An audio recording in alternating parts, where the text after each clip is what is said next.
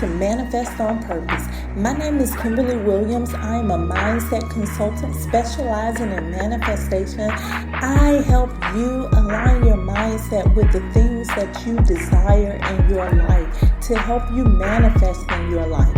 So what are you waiting for? Come on, let's go. Let's manifest on purpose.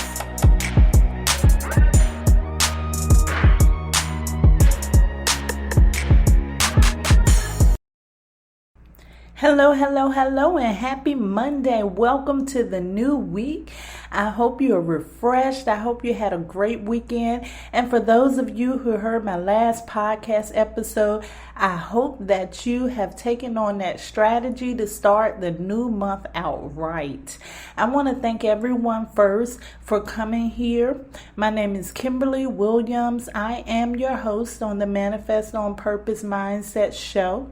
I want to thank all of the new people that are here for the first time. Welcome to this channel. I hope that you stick around. I hope there is something that may help you, and I hope that you'll share me and subscribe. And for those of you, my buddies, the ones that's been here with me, who's been listening in these episodes and taking in this information, welcome back to you. Thank you so much for your love, support, and diligence. For starters, I'm going to ask a question that everyone may not be able to answer. If you can't answer this question, no problems. By the end of the episode, you will be able to answer this question. My question for you is, are you living in survival mode or are you living in creation mode? Learning about these concepts have changed my life. Hopefully, you'll walk away from this episode feeling growth too. I was introduced to these two ways of life through another of my favorite authors. I'm talking about the man, Dr. Joe Dispenza.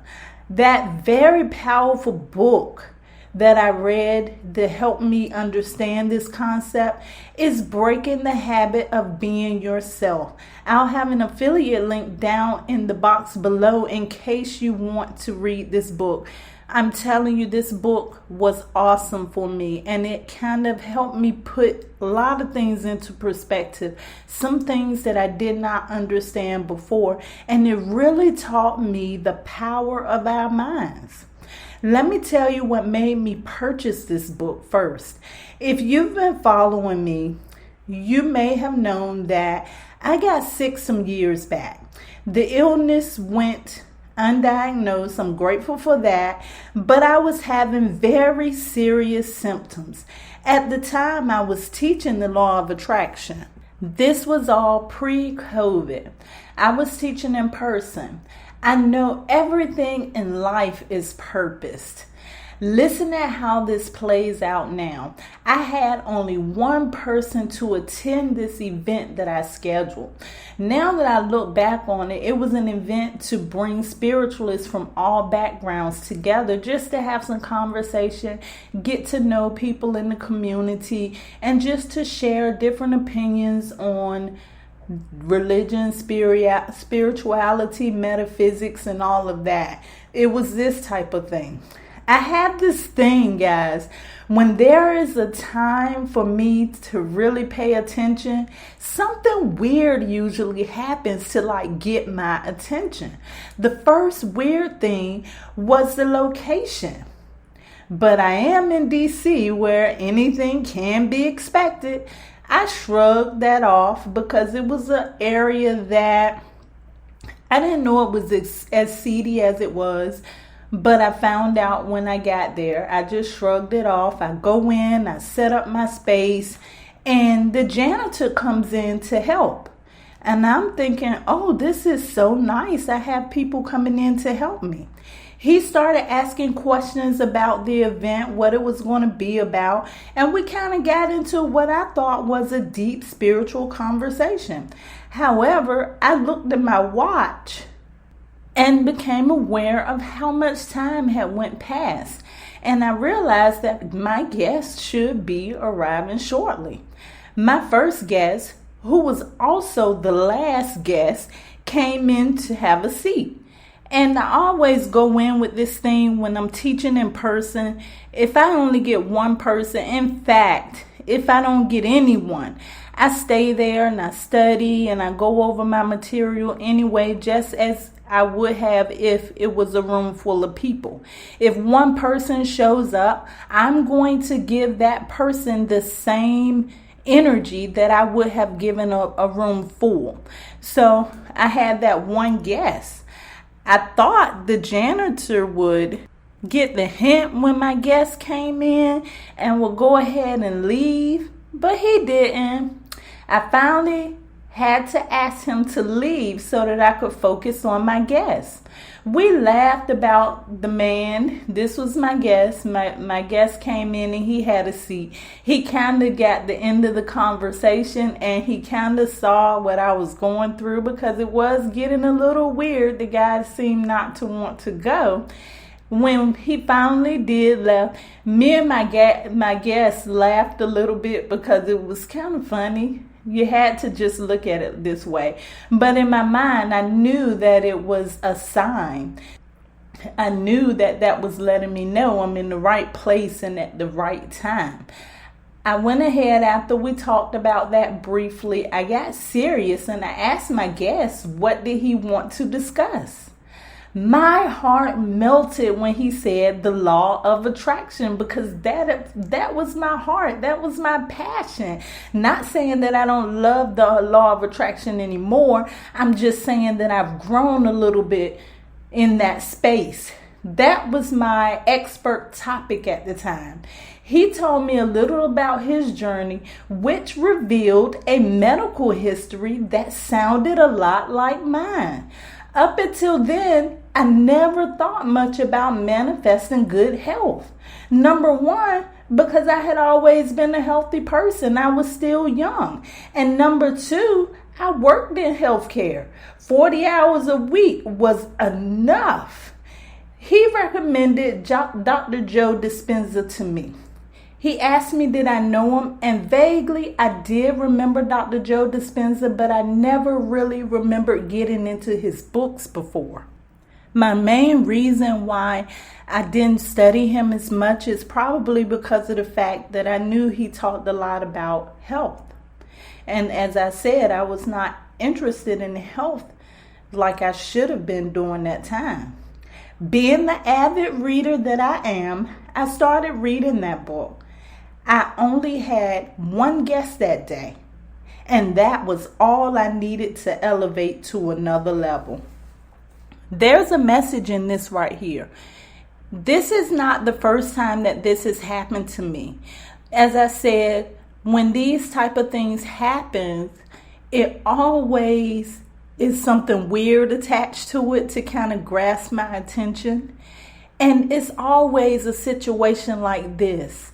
I don't get everybody that I'm supposed to get or that sign up for the project or the class or the whatever it is, but the ones that I do are the ones that really need it the most and the ones that I really need the most. What I want you to understand is this. We teach. When we teach, we learn. When we learn, we grow. So the teacher is also being taught. At the very same time, they're teaching. So he led me to Dr. Joe Dispenza, and there were so many things that I led him to on that day. And we still contact each other from time to time just to say, hi, are you doing okay? My guest that day had a purpose. His purpose was to plant the seed to harvest good health in my life. He may not even have known that purpose. In fact, I'm sure he didn't. But that one book suggestion and that one author suggestion for me changed my entire life. In that book, Dr. Joe Dispenza teaches how to break the negative habits that has grown to be you. And also he teaches you how to recreate a new you.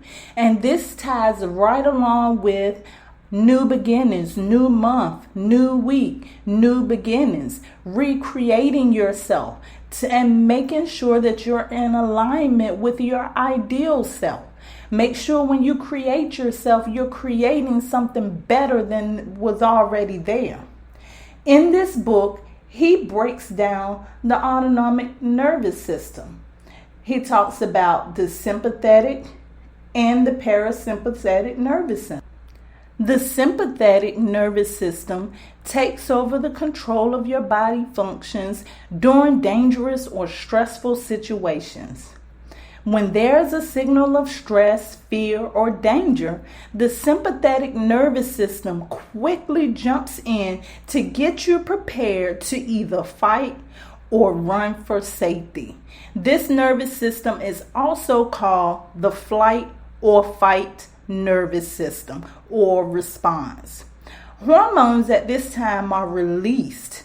The whole purpose of the autonomic nervous system is to regulate the heart rate, the blood pressure, pupil dilation, body temperature, sweating, digestion, and reproduction. During flight or flight, blood pressure increases, the temperature increases, breathing and heart rate rises also to increase awareness or alertness. During this time, digestion and reproduction is at rest because your body can't be doing both of these at the same time. Your body can't be in flight or fight and be in rest mode at the same time. What's important is that you understand that fight or flight is not a mode that you can be in for a long period of time. And as I stated earlier, we also call that survival mode. Survival mode is not designed for you to be in it at a long period of time. Survival mode is a great example would be if you were in the woods and a bear is chasing you. Your body all of a sudden just takes over and start releasing chemicals to help you protect yourself. It's going to either help you fight or it's going to help you flight or run at that time. However, it only lasts for a few seconds or a few minutes. It should not go on for a long period of time, because if it does, you have to think about those other functions of your bodies that's being affected by this flight or fight mode. Your blood pressure being elevated, your heart rate being elevated. So think about when you're in that state for long periods of time. Not only that, when you're in those states for long period of time, things like your digestion and your reproductive system, all of those things kind of like fizzle out for the moment, because you can't be in two different modes at one time. You'll start having problems in those areas that are in the parasympathetic, controlled by the parasympathetic nervous system. A little more about the parasympathetic nervous system is that it initiates the rest and digestion. And just like we call the sympathetic nervous system fight or flight, they call the parasympathetic nervous system feed and breathe response. This is when you're not in danger or under stress. This is a state of being calm. This new wisdom initiated growth in me. It greatly impacted my health journey, especially when I thought about those diseases that always ended bad, like stress. As I said before, fight or flight should only be used for a brief amount of time. Stress triggers the sympathetic nervous system, because when that stress comes in, your body thinks that you're in danger or something happening. Let me give you a picture. You being stressed will release the same hormones as you would if you were being chased by that bear or that lion. If this stress or even fear goes on over a week, your blood pressure remains high, Your heart rate and your breathing rate will remain high. However, your ability to rest, reproduce, and digest your food declines. How long do you stress over things? We shouldn't even be stressing anyway, but it happens. It's natural. But when we get to those states where we are stressed, we have to know a way out of that. Because a lot of these diseases and illness that comes to us, it manifests through stress. High blood pressure. People that consistently go to the doctor and their blood pressure is always high. I used to always do this visualization technique with people that come in. And it was fun for me because they would say, oh, my blood pressure is always this high. It's nothing that'll ever get it down. I can never get it down. And I do this little visualization technique, and I'm telling them to imagine themselves on the beach, maybe having a margarita or something nice to drink and feeling the sun on their face. And once they get into that visualization mode, I turn the blood pressure cuff on.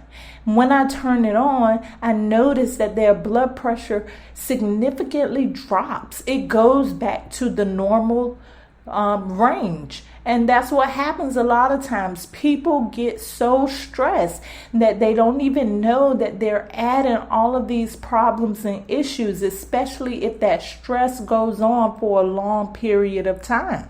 And the correlation that I saw in that is that a lot of people that had those issues with stress, that blood pressure stay high all of the time, they also complained about not being able to get enough rest, and they did not know what was keeping them up, what was keeping them from getting their rest.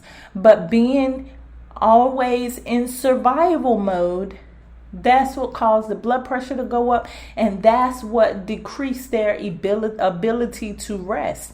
That is a recipe for disaster. Because if your blood pressure is high, that means that your heart is functioning at a level higher than what it's supposed to be functioning.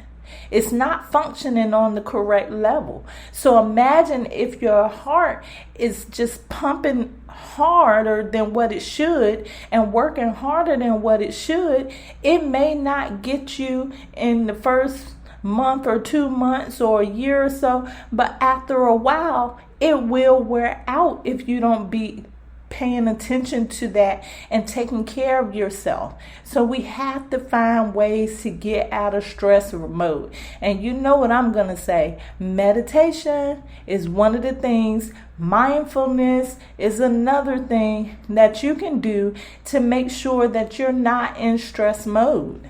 Another thing that happens during survival mode, your ability to create becomes difficult. In order to create effectively, intentionally, it's best to create in that parasympathetic state, or as Dr. Joe Dispenza calls it, the creation mode.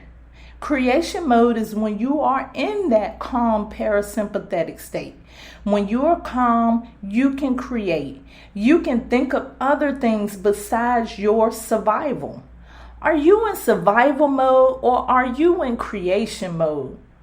Right now, I've told you enough about survival and creation mode that you should be able to discern whether you're in survival mode or whether you're in creation mode. Survival mode for long periods of time can break you down. Not only can it break you down, it will break you down. If you're angry a lot, if you're fearful or are stressed out, then you are in survival mode, especially if this is how you are majority of the time. Take a moment to think about that. Are you snapping people up when they're talking to you? Are you always angry and upset when someone suggests something to you? Are you in traffic, getting in traffic wars? A lot of these things means that you're in survival mode. There's some anger there. There's some fear there. There's something there that you need to clear up. We know that whatever we emit energetically returns. We will attract that same type of energy right back to us. So if you're having road rage, it's going to come back to you. If you notice that people have their guards up around you or seem to be defensive, it's because of the energy that you are emitting. The solution to this is your mindset. The autonomic nervous system is something we need. We can't get rid of that, but you can start being aware. By the way, a mindfulness practice is a great way to start to make sure that you're not in survival mode much. But I have a few other ways that may help you. The first way is to find ways to manage your stress. Do things that you love to do. Find a hobby. Exercise. Pick up a book. Take a walk. Take a jog. If you need help, seek it. If you know that you're going through something, especially something as serious as depression and anxiety, and you feel like there's nothing you can do about it, seek help if you need it. The key to it is to make sure that you get out of that survival mode. Doesn't matter how you get out of it, as long as you can get out of that survival mode. If you need help, by all means, go ahead and get help. The very next way is let that shift go. Yes, I said it. Let that shift, SHIFT, go. Detach. Let go. Declutter. Don't go through it, grow through it. Stop hanging on to things that are making you unhappy. Stop hanging on to things that are not benefiting you. Stop hanging on to things that are not serving your growth. Let those things go. The very next thing is to face your fears. Face your fears. Fear is only an illusion. When you're fearing something, it's anxiety of what's going to happen in the future. It's all about what's going to happen. We know that you are the creator. You think about what you don't want to happen, and what you don't want to happen will happen to you. Stop being in fear. If there's something that comes up that challenges you, stare it right back in the face. And this is another thing you can do. Figure out what the worst case scenario could be and find the solution to that. If that's the worst case scenario and you find a solution, that means that anything that you go through with that situation, you can find a solution for, because you've already knocked out the worst case scenario. So face your fears. Next one is keep a check on your health. From time to time, our body gives us signals that lets us know that there may be potential problems going on. Sometimes we internalize fear, stress, and anger for so long, we may not even realize that it's there. Do you know that you could be suffering from high blood pressure for a long amount of time and not even know it because there's no symptoms? And it could be extremely high and you may not even notice any symptoms. Keep a check on your body. If you start feeling more fatigued than usual, check on your body, because these kind of things can alert you that things may be going wrong. If your heart rate is a little faster than what it usually is, it may be a problem. If your blood pressure is higher than normal levels, then it may be a problem. So keep a check on your body, keep a check on your health to make sure that everything is okay.